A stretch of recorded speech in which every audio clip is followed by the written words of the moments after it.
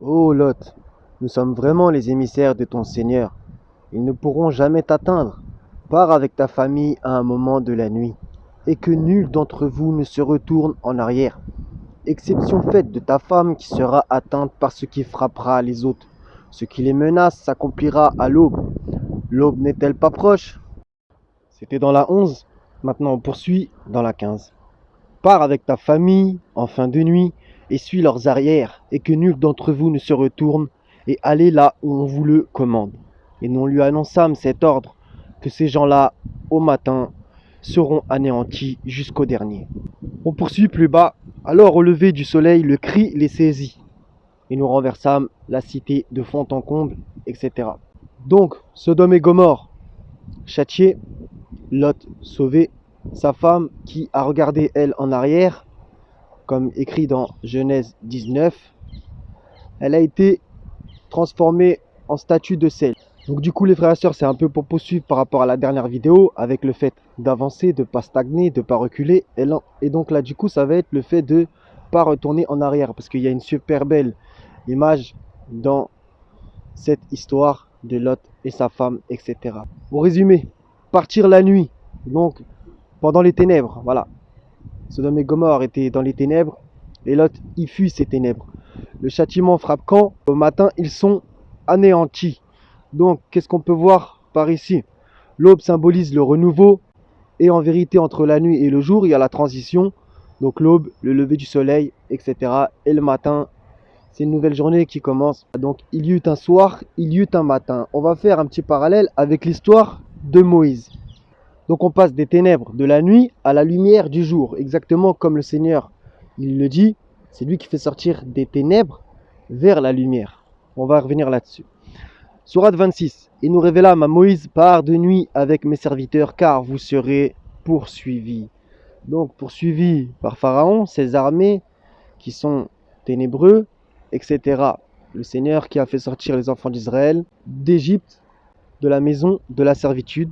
Donc c'est vraiment magnifique. Voilà, le Seigneur, il te fait sortir des ténèbres, donc symbolisé par la nuit, et le jour symbolisé par la lumière, la guidance, etc. On va encore revenir là-dessus.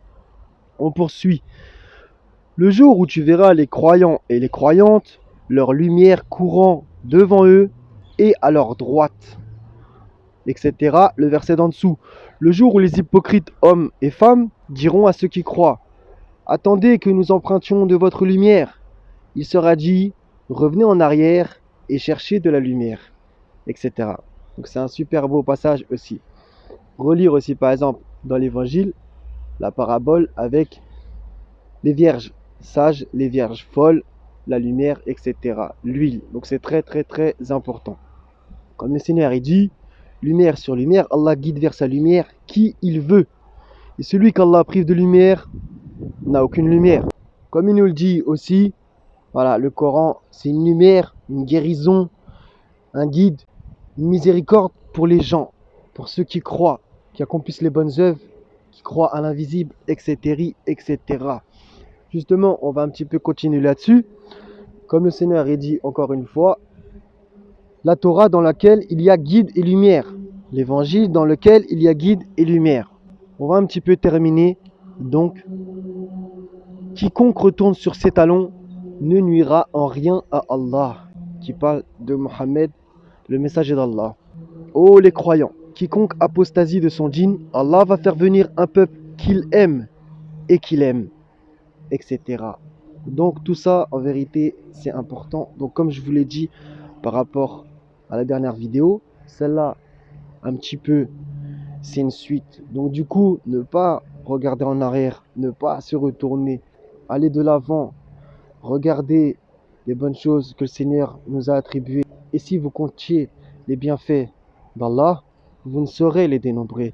Donc regarde pas tout le temps dans ton passé, ne te retourne pas sur les injustes, etc. De peur de finir comme la femme de Lot.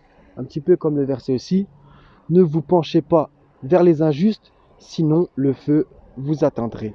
Voilà les frères et sœurs, donc j'espère que ce message peut-être vous aura fait apprendre des choses déjà, bismillah, par sa grâce.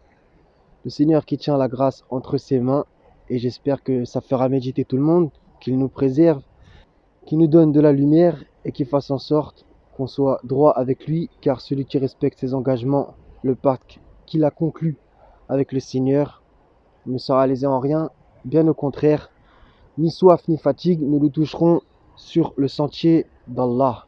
Soyez tous bénis et en paix. À la prochaine, Inch'Allah. Selem.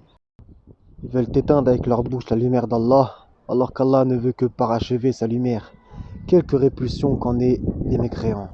Seigneur, parfais-nous notre lumière et pardonne-nous, car tu es omnipotent. La lumière luit dans les ténèbres et les ténèbres ne l'ont point reçue. La lumière étant venue dans le monde, les hommes ont préféré les ténèbres à la lumière, parce que leurs œuvres étaient mauvaises. Car quiconque fait le mal est la lumière, de peur que ses œuvres ne soient dévoilées. Mais celui qui agit selon la vérité vient à la lumière, afin que ses œuvres soient manifestées, parce qu'elles sont faites en Dieu.